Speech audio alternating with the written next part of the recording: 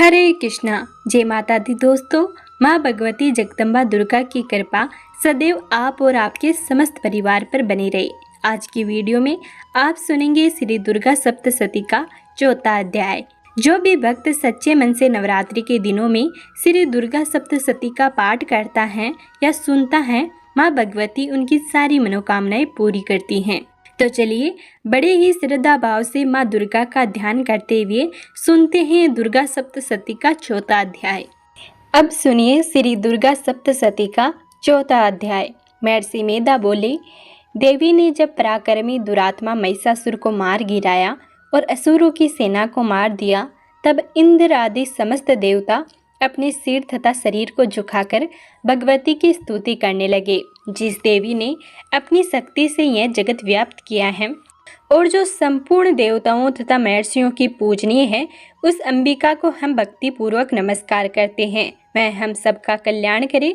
जिस अतुल प्रभाव और बल का वर्णन भगवान विष्णु, शंकर और ब्रह्मा जी भी नहीं कर सके, वहीं चंडिका देवी इस संपूर्ण जगत का पालन करे और अशुभ भय का नाश करे। पुण्य आत्माओं के घरों में तुम स्वयं लक्ष्मी रूप हो और पापियों के घरों में तुम अलक्ष्मी रूप हो, और सतकुल में उत्पन्न होने वालों के लिए तुम लज्जा रूप होकर उनके घरों में निवास करती हो। हम दुर्गा भगवती को नमस्कार करते हैं। हे देवी, इस विश्व का पालन करो। हे देवी, हम तुम्हारे अचिंतनीय रूप का किस प्रकार वर्णन करें। असुरों का नाश करने वाले भारी पराक्रम तथा समस्त देवताओं और दैत्यों के विषय में जो तुम्हारे पवित्र चरित्र हैं, उनका हम किस प्रकार वर्णन करें। हे देवी, त्रिगुणात्मिका होने पर भी तुम संपूर्ण जगत की उत्पत्ति का कारण हो। हे देवी, भगवान शंकर आदि किसी भी देवता ने तुम्हारा पार नहीं पाया। तुम सबकी आश्रय हो। यह संपूर्ण जगत तुम्हारा ही अंश रूप है, क्योंकि तुम सबकी आदिभूत प्रकृति हो। हे देवी, तुम्हारे जिस नाम के उच्चारण से संपूर्ण यज्ञों में सब देवता तृप्त लाभ करते हैं, वह स्वाहा तुम ही हो। इसके अतिरिक्त तुम पितरों की तृप्ति का कारण हो, इसलिए सब आपको सर्वदा कहते हैं। हे देवी, वह विद्या जो मोक्ष को देने वाली है, जो अचिंतनीय महाज्ञान स्वरूपा है, तत्व के सार को वश में करने वाले, संपूर्ण दोषों को दूर करने वाले, मोक्ष की इच्छा वाले मुनिजन जिनका अभ्यास करते हैं, वह तुम ही हो।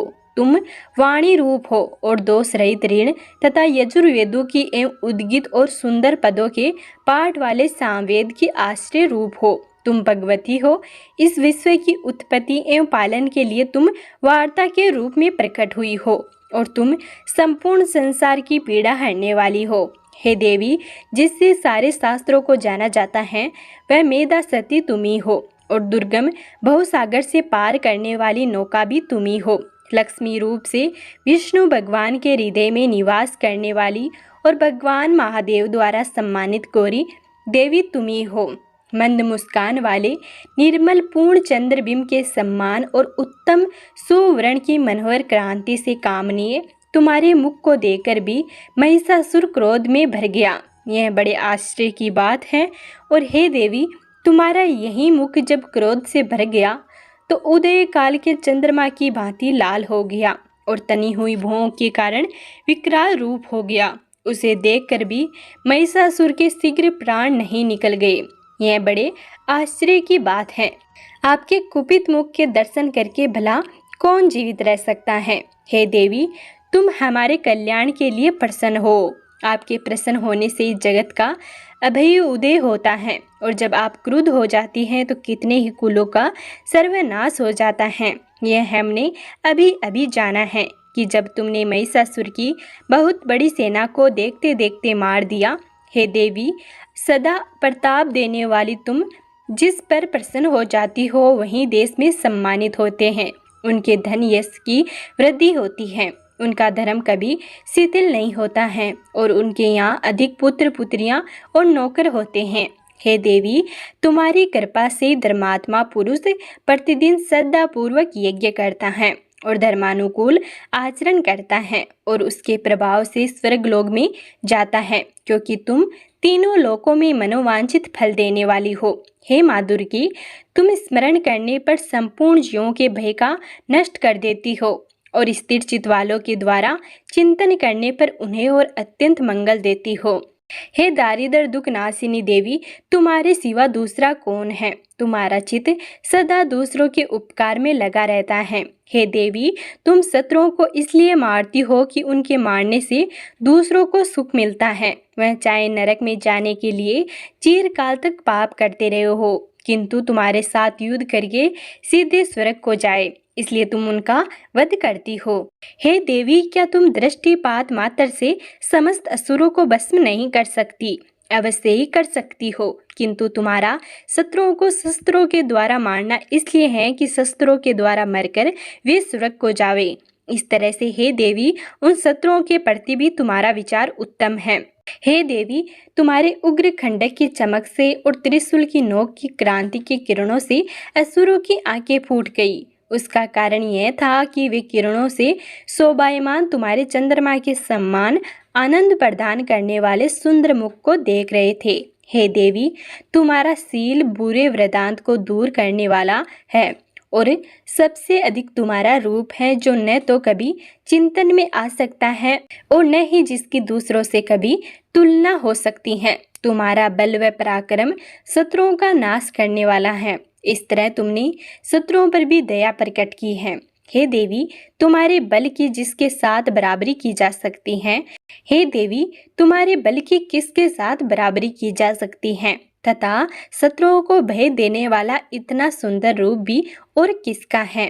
हृदय में कृपा और युद्ध में निष्ठुरता, ये दोनों बातें तीनों लोकों में केवल तुम ही में देखने में आई हैं। हे माता, युद्ध भूमि में शत्रुओं को मारकर तुमने उन्हें स्वर्ग लोक में पहुंचाया है।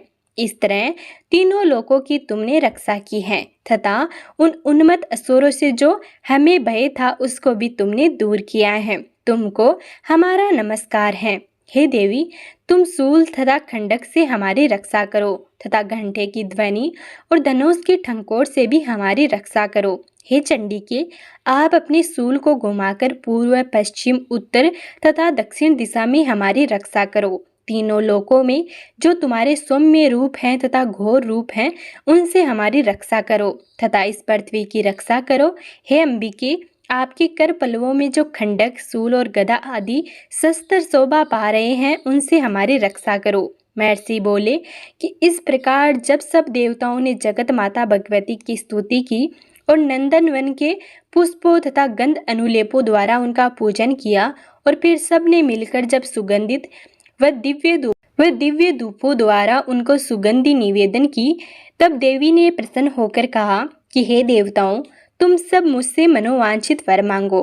देवता बोले कि हे भगवती, तुमने हमारा सब कुछ कार्य कर दिया है।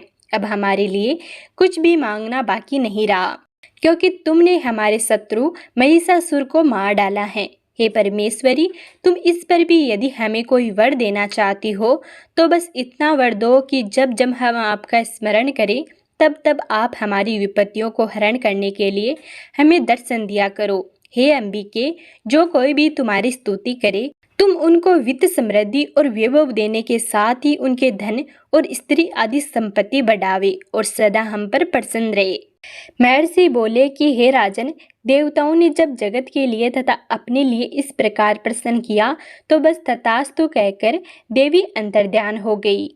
हे भूप, जिस प्रकार तीनों लोकों का हित चाहने वाली यह भगवती देवताओं के शरीर से उत्पन्न हुई थी, वह सारा वरदान मैंने तुमसे कह दिया है। और इसके पश्चात दुष्ट असुरों तथा शुम्भ निशुम्भ का वध करने और सब लोगों की रक्षा करने के लिए जिस प्रकार गौरी देवी के शरीर से उत्पन्न हुई थी, वह सारा वृतांत मैं यथावत वर्णन करता हूँ। तो ये था श्री दुर्गा सप्तशती का 4वां अध्याय। अब पूरे मन से माँ दुर्गा का ध्यान करके दुर्गा कवच का पाठ करते हैं। महर्षि मार्कंडेय ने कहा, पितामह, जो इन संसार में परम गोपनीय तथा सभी मनुष्यों की सब प्रकार से रक्षा करने वाला है और जो अब तक आपने दूसरे किसी के सामने प्रकट न किया हो, ऐसा कोई साधन मुझे बताइए। ब्रह्मा जी बोले, ब्राह्मण, ऐसा साधन तो एक देवी का कवच ही है, जो गोपनीय से भी परम गोपनीय है, पवित्र तथा संपूर्ण प्राणियों का उद्धार कराने वाला है। महामुने, उसे श्रवण करो।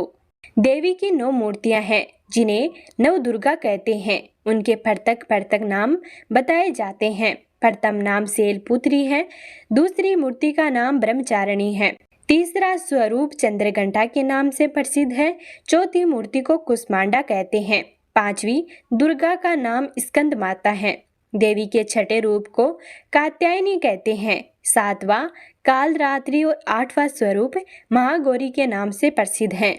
नवी दुर्गा का नाम सिद्धिदात्री है। ये सब नाम सर्वज्ञ महात्मा वेद भगवान के द्वारा ही प्रतिपादित हुए हैं। जो मनुष्य अग्नि में जल रहा हो, रणभूमि में शत्रु से घिरा गया हो, विषम संकट में फंस गया हो तथा इस प्रकार भय से आतुर होकर जो भगवती के शरण में प्राप्त हुए हो, उनका कभी अमंगल नहीं होता। युद्ध के समय में संकट में पड़ने पर भी उनके ऊपर कोई विपत्ति दिखाई नहीं देती। उन्हें शोक, दुख और भय की प्राप्ति नहीं होती। जिन्होंने भक्ति पूर्वक देवी का स्मरण किया है, उनका निश्चय ही अभिभूत होता है। देवीश्वरी, जो तुम्हारा चिंतन करते हैं, उनकी तुम निस्संदेह रक्षा करती हो। चामुंडा देवी प्रेत पर आरूढ़ होती हैं, वाराई भैंसे पर सवारी करती हैं। इंद्री का वाहन ऐरावत है। वैष्णो देवी गरुड़ पर ही आसन जमाती हैं। माहेश्वरी वृषभ पर आरूढ़ होती हैं। कुमारी का वाहन मयूर है। भगवान विष्णु की प्रियतमा लक्ष्मी देवी कमल के आसन पर विराजमान है और हाथों में कमल धारण किए हुए हैं। वृषभ पर आरूढ़ ईश्वरी देवी ने श्वेत रूप धारण कर रखा है। ब्राह्मी देवी हंस पर बैठी हुई है और सब प्रकार के आभूषणों से विषीभूत हैं। इस प्रकार ये सभी माताएं सब प्रकार की योग शक्तियों से संपन्न हैं। इनके सिवा और भी बहुत सी देवियां हैं जो अनेक प्रकार के आभूषणों की शोभा से युक्त तथा नाना प्रकार के रत्नों से सुशोभित हैं। ये संपूर्ण देवियां क्रोध में भरी हुई हैं और भक्तों की रक्षा के लिए रथ पर बैठी हुई दिखाई देती हैं। ये शंख, चक्र, गदा, शक्ति, हल, मूसल और तोमर, परशु, पास, कूद और त्रिशूल एवं उत्तम सारंग, धनुष आदि अस्त्र शस्त्र अपने हाथों में धारण करती हैं।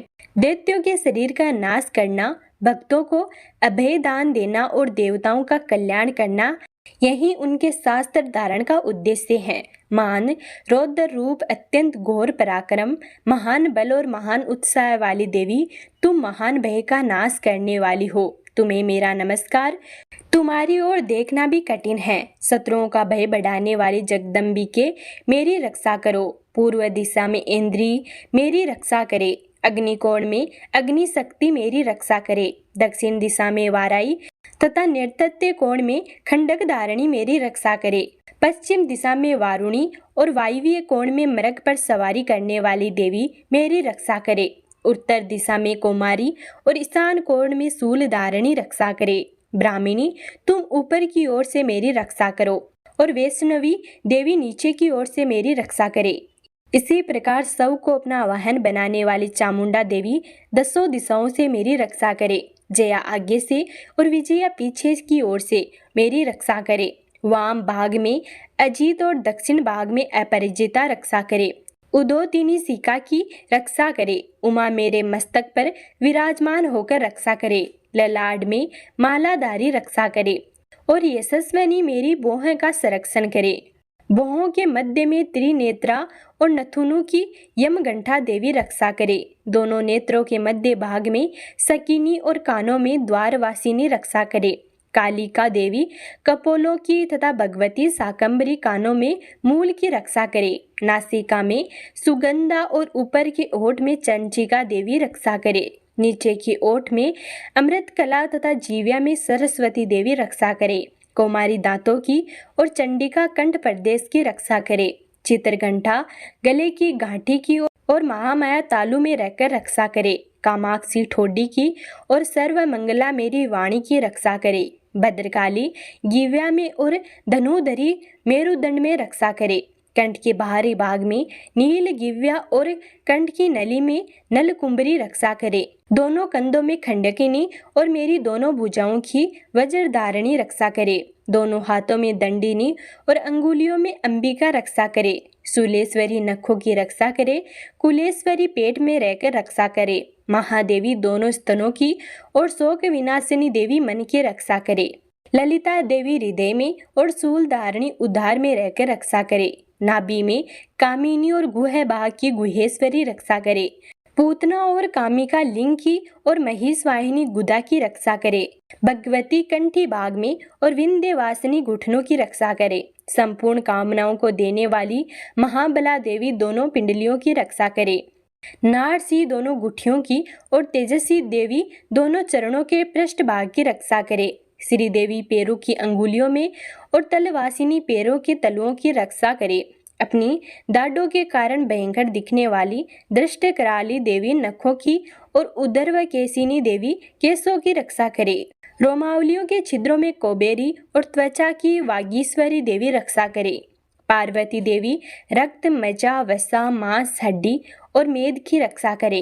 हाथों की कालरात्रि और पीत की मुख्यठेश्वरी रक्षा करे। मूलाधार आदि कमल केसों में पद्मावती देवी और कप में चूड़ामणि देवी स्थित होकर रक्षा करे। नख के तेज की ज्वालामुखी रक्षा करे, जिसका किसी भी अस्त्र से भेदन नहीं हो सकता। वह अभेद देवी शरीर की समस्त संधियों में रहकर रक्षा करे। ब्राह्मणी, आप मेरे वीर्य की रक्षा करे। छत्तीसवरी छाया की तथा धर्म धारणी देवी अहंकार, मन और बुद्धि की रक्षा करे। हाथ में वज्र धारण करने वाली वज्रहस्ता देवी मेरे प्राण, अपान, व्यान, उद्यान और समान वायु की रक्षा करे। कल्याण से शोभित होने वाली भगवती कल्याण शोभना मेरे प्राण की रक्षा करे। रस, रूप, गंध, शब्द और स्पर्श इन विषयों का अनुभव करते समय योगिनी देवी रक्षा करे तथा सत्व गुण, रजो गुण और तमो गुण की रक्षा सदा नारायणी देवी करे। वाराई आयु की रक्षा करे। वैष्णवी धर्म की रक्षा करे तथा चक्रणी देवी यश, कीर्ति, लक्ष्मी, धन तथा विद्या की रक्षा करे। इंद्राणी, आप मेरे गोत्र की रक्षा करे। चंडिके, तुम मेरे पशुओं की रक्षा करो। महालक्ष्मी पुत्रों की रक्षा करे और भैरवी पत्नी की रक्षा करे। मेरे पति की सुभता तथा मार्ग की सेम करी रक्षा करे। राजा के दरबार में महालक्ष्मी रक्षा करे तथा सब ओर व्याप्त रहने वाली विजया देवी संपूर्ण भयों से रक्षा करे। देवी, जो स्थान कवच में नहीं कहा गया है अतएव रक्षा से रहित है, वह सब तुम्हारे द्वारा सुरक्षित हो, क्योंकि तुम विजयशालिनी और पाप विनाशिनी हो। यदि अपने शरीर का भला चाहते हो तो मनुष्य बिना कवच के कहीं एक पग भी ना जाए। कवच का पाठ करके ही यात्रा करे। कवच के द्वारा सब ओर से सुरक्षित मनुष्य जहाँ जहाँ भी जाता है वहाँ वहाँ उसे धन लाभ होता है तथा संपूर्ण कामनाओं की सिद्धि करने वाली विजय की प्राप्ति होती है। वह जिस जिस अभिष्ट वास्तु का चिंतन करता है उसको निश्चय ही प्राप्त कर लेता है। वह पुरुष इस पृथ्वी पर तुलना रहित महान ऐश्वर्य का भागी होता है। कवच से सुरक्षित मनुष्य निर्भय हो जाता है। युद्ध में उसकी पराजय नहीं होती है तथा वह तीनों लोकों में पूजनीय होता है। देवी का यह कवच देवताओं के लिए भी दुर्लभ है।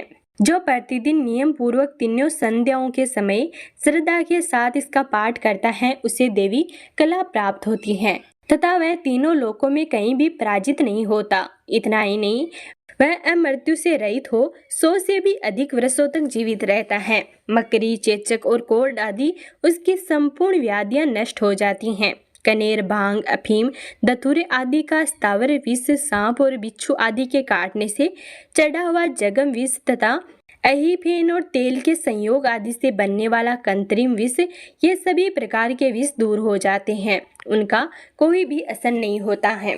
इस पृथ्वी पर मारण, मोहन आदि जितने अभिचारिक प्रयोग होते हैं तथा इस प्रकार के जितने मंत्र यंत्र होते हैं वे सब इस कवच को हृदय में धारण कर लेने पर उस मनुष्य को देखते ही नष्ट हो जाते हैं। यही नहीं, पृथ्वी पर विचारने वाले ग्राम देवता, आकाशचारी देव विशेष, जल के संबंध से प्रकट होने वाले गण, उपदेश मात्र से सिद्ध होने वाले निम्न कोटि के देवता, अपने जन्म के साथ प्रकट होने वाले देवता, कुल देवता, माला, डाकिनी, साकिनी, अंतरिक्ष में विचरने वाली भयानक डाकिनियां, ग्रह, भूत, पिशाच, यक्ष, गंधर्व, राक्षस, ब्रह्म राक्षस, बेताल, कुष्मांड और भैरव आदि अनिष्टकारक देवता भी हृदय में कवच धारण किए रहने पर उस मनुष्य को देखते ही भाग जाते हैं।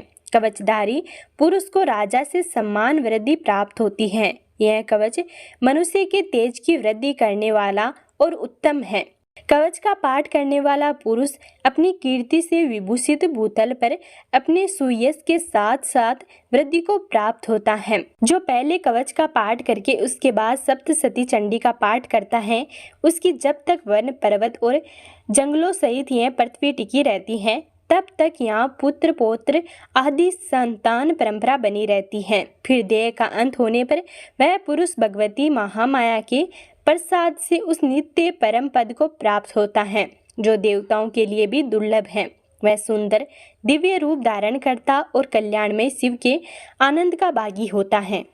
अब पूरे मन से माँ दुर्गा का ध्यान करके अर्गला स्रोत का पाठ करते हैं। महर्षि मार्कंडेय जी कहते हैं, जयंती मंगला काली भद्रकाली कपालिनी दुर्गा समा शिवा दात्री स्वाहा और सर्वदा, इन नामों से प्रसिद्ध जगदम्बिके तुम्हें मेरा नमस्कार है। देवी चामुंडे तुम्हारी जय हो। संपूर्ण प्राणियों की पीड़ा हरने वाली देवी तुम्हारी जय हो। सब में व्याप्त रहने वाली देवी तुम्हारी जय हो। कालरात्रि तुम्हें नमस्कार है।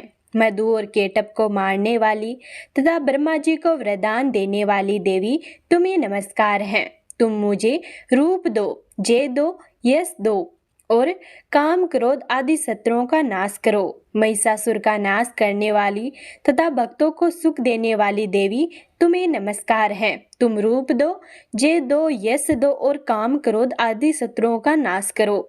रक्त बीज का वध और चंड मुंड का विनाश करने वाली देवी तुम रूप दो, जय दो, यश दो और काम क्रोध आदि शत्रुओं का नाश करो। शुंभ और निशुंभ तथा ध्रुमलोचन का मदन करने वाली देवी तुम रूप दो, जय दो, यश दो और काम क्रोध आदि शत्रुओं का नाश करो।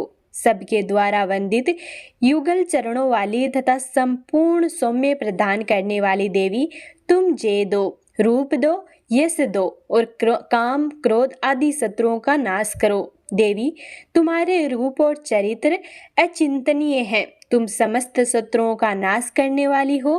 तुम रूप दो, जय दो, यश दो और काम क्रोध आदि शत्रुओं का नाश करो। पापों को दूर करने वाली चंडी के जो भक्ति पूर्वक तुम्हारे चरणों में सर्वदा मस्तक झुकाते हैं, उन्हें रूप दो, जय दो, यश दो और काम क्रोध आदि शत्रुओं का नाश करो। रोगों का नाश करने वाली चंडी के जो भक्ति पूर्वक तुम्हारी स्तुति करते हैं, उन्हें तुम रूप दो, जय दो, यश दो और काम क्रोध आदि शत्रुओं का नाश करो। चंडी के इस संसार में जो भक्ति पूर्वक तुम्हारी पूजा करते हैं, उन्हें रूप दो, जय दो, यश दो और काम क्रोध आदि शत्रुओं का नाश करो। मुझे सौभाग्य और आरोग्य दो, परम सुख दो, रूप दो, जय दो, यश दो और काम क्रोध आदि शत्रुओं का नाश करो। जो मुझसे द्वेष करते हो उनका नाश और मेरे बल की वृद्धि करो। रूप दो, जय दो, यश दो और काम क्रोध आदि शत्रुओं का नाश करो। देवी मेरा कल्याण करो, मुझे उत्तम संपत्ति प्रदान करो। रूप दो, जय दो, यश दो और काम क्रोध आदि शत्रुओं का नाश करो। अंबिके, देवता और असुर दोनों ही अपने माथे के मुकुट की मणियों को तुम्हारे चरणों पर घिसते हैं। तुम रूप दो, जय दो, यश दो और काम क्रोध आदि शत्रुओं का नाश करो। तुम अपने भक्त जन को विद्वान, यशस्वी और लक्ष्मीवान बनाओ तथा रूप दो, जय दो, यश दो और काम क्रोध आदि शत्रुओं का नाश करो।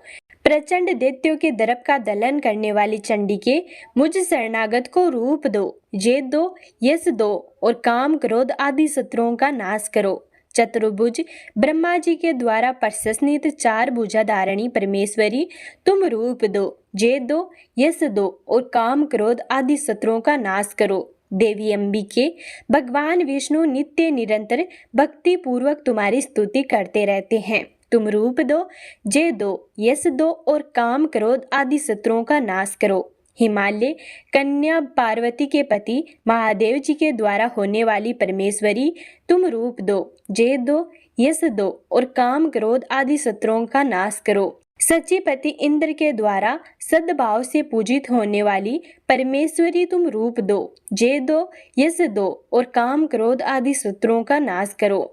प्रचंड भुज दंडों वाले दैत्यों का घमंड चूर करने वाली देवी, तुम रूप दो, जय दो, यश दो और काम क्रोध आदि शत्रुओं का नाश करो। देवी अंबिके, तुम अपने भक्तजनों को सदा असीम आनंद प्रदान करती हो। मुझे रूप दो, जय दो, यश दो और काम क्रोध आदि शत्रुओं का नाश करो। मन की इच्छा के अनुसार चलने वाली मनोहर पत्नी प्रदान करो, जो दुर्गम संसार से ताड़ने वाली तथा उत्तम कुल में जन्मी हो। अब पूरे मन से माँ दुर्गा का ध्यान करके कीलक स्रोत का पाठ करते हैं। महर्षि मार्कंडेय कहते हैं, विशुद्ध ज्ञान ही जिनका शरीर है, तीनों वेद ही जिनके नेत्र हैं, जो कल्याण प्राप्ति हेतु तथा अपने मस्तक पर अर्धचंद्र धारण करते हैं, उन भगवान शिव को नमस्कार है। मंत्रों का जो अभिकीलक है, अर्थात मंत्रों की सिद्धि में विघ्न उपस्थित करने वाले, साप रूपी कीलक का निवारण करने वाले हैं, उस सप्तसती स्रोत को संपूर्ण रूप से जानना चाहिए। उसके भी उच्चाटन आदि कर्म सिद्ध होते हैं, उसे भी समस्त दुर्लभ वस्तुओं की प्राप्ति होती है। तथापि जो अन्य मंत्रों का जप न करके केवल इस सप्तसती नामक स्रोत से ही देवी की स्तुति करते हैं, उन्हें स्तुति मात्र से ही सच्चिदानंद स्वरूपिणी देवी सिद्ध हो जाती हैं। उन्हें अपने कार्य की सिद्धि के लिए मंत्र, औषधि तथा अन्य किसी साधन के उपयोग की आवश्यकता नहीं रहती है। बिना जप के उनके उच्चाटन आदि समस्त अभिचारी कर्म सिद्ध हो जाते हैं। इतना ही नहीं, उनकी संपूर्ण अभिष्ट वस्तुएं भी सिद्ध होती है। लोगों के मन में यह शंका थी कि जब केवल सप्तसती की उपासना से भी समान रूप से अथवा सप्तसती को छोड़कर अन्य मंत्रों की उपासना से भी समान रूप से सब कार्य सिद्ध होते हैं, अब इनमें श्रेष्ठ कौन सा साधन है। लोगों की शंका को सामने रखकर भगवान शंकर ने अपने पास आए हुए जिज्ञासुओं को समझाया कि यह सप्तसती नामक संपूर्ण स्रोत ही सर्वश्रेष्ठ एवं कल्याणमय है। तदंतर भगवती चंडिका के सप्तसती नामक स्रोत को महादेव जी ने गुप्त कर दिया। सप्तसती के पाठ से जो पुण्य प्राप्त होता है, उसकी कभी भी समाप्ति नहीं होती, किंतु अन्य मंत्रों के जप जन्य पुण्य की समाप्ति हो जाती है। अतः भगवान शिव ने अन्य मंत्रों की अपेक्षा जो सप्तसती की ही श्रेष्ठता का निर्णय किया, उसे जानना चाहिए। अन्य मंत्रों का जप करने वाला पुरुष भी यदि सप्तसती के स्रोत और जप का अनुष्ठान कर ले तो वह भी पूर्ण रूप से ही कल्याण का भागी होता है, इसमें तनिक भी संदेह नहीं है। जो साधक कृष्ण पक्ष की चतुर्दशी अर्थात अष्टमी को एकाग्रचित होकर भगवती की सेवा में अपना सर्वस्व समर्पित कर देता है और फिर उसे प्रसाद रूप से ग्रहण करता है, उसी पर भगवती प्रसन्न होती है, अन्यथा उनकी प्रसन्नता नहीं प्राप्त होती है। इस प्रकार सिद्धि के प्रतिबंधक रूप किलके महादेव जी ने इस स्रोत को कीलित कर रखा है। जो पूर्वोक्त रीति से निष्कीलन करके इस सप्तसती स्रोत का प्रतिदिन स्पष्ट उच्चारण पूर्वक पाठ करता है, वह मनुष्य सिद्ध हो जाता है। वहीं देवी का पार्षद होता है और वहीं गांधर्व भी होता है। सर्वत्र विचरते रहने पर भी इस संसार में उसे कहीं भी भय नहीं होता। वह अपमृत्यु के वश में नहीं पड़ता तथा देह त्यागने के तदंतर मोक्ष प्राप्त कर लेता है। अतः कीलन को जानकर उसका परिहार करके ही सप्तसती का पाठ प्रारंभ करे। जो ऐसा नहीं करता उसका नाश हो जाता है।